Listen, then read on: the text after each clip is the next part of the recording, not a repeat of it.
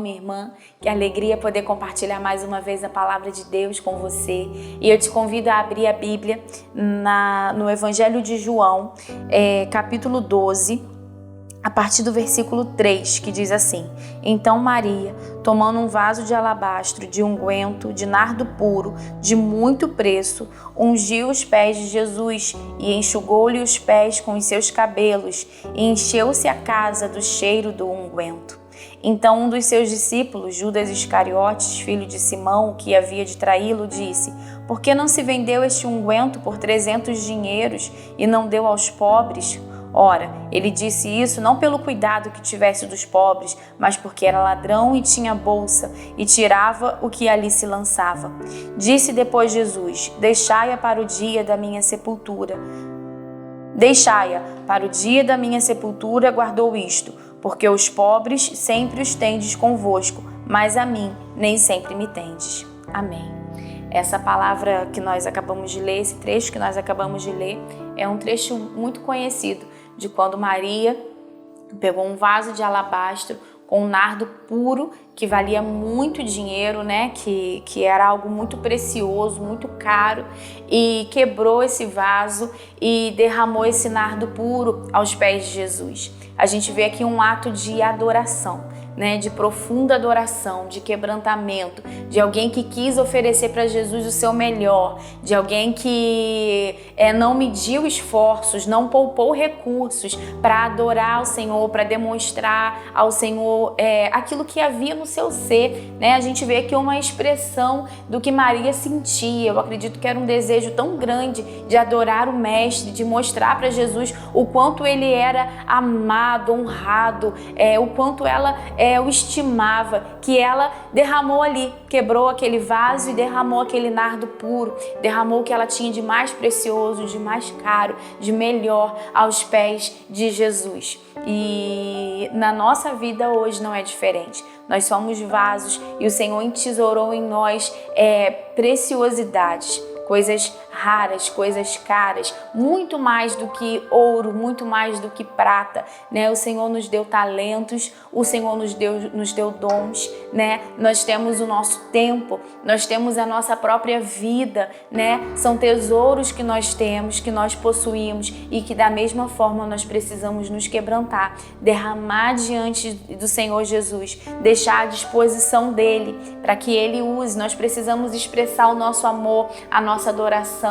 Nós precisamos demonstrar o nosso quebrantamento ao Senhor, indo diante dele e derramando aquilo que nós temos de melhor e deixando aos pés dele aquilo que nós temos de melhor, que é coisa que ele mesmo, né? São dons, são tesouros que ele mesmo colocou em nós. A Bíblia diz que nós somos vasos de barro, né? E que o Senhor colocou riquezas em nós e que nós temos essas riquezas e nós precisamos derramar essas riquezas diante do Senhor. Nós precisamos fazer como Maria e se quebrantar e adorar o Senhor e derramar aquilo que nós temos de mais precioso diante dele. E se o vaso não for quebrado, o perfume não é exalado. A gente viu que a Bíblia fala que quando ela quebrou aquele perfume, quando aquele nardo começou a ser derramado, o cheiro do nardo, né, o cheiro do unguento, que era algo muito agradável, tomou toda a casa ficou cheia daquele cheiro, daquele perfume maravilhoso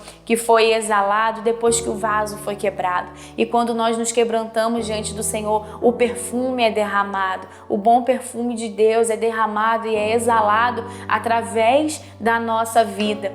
E muitas pessoas, né, houveram críticas aqui. A Bíblia diz que um dos seus discípulos, né, que Judas Iscariotes, criticou a atitude dela, achou aquilo um desperdício, né, falou assim: por que oferecer, por que fazer dessa forma, por que não vendeu e repartiu o dinheiro com os pobres?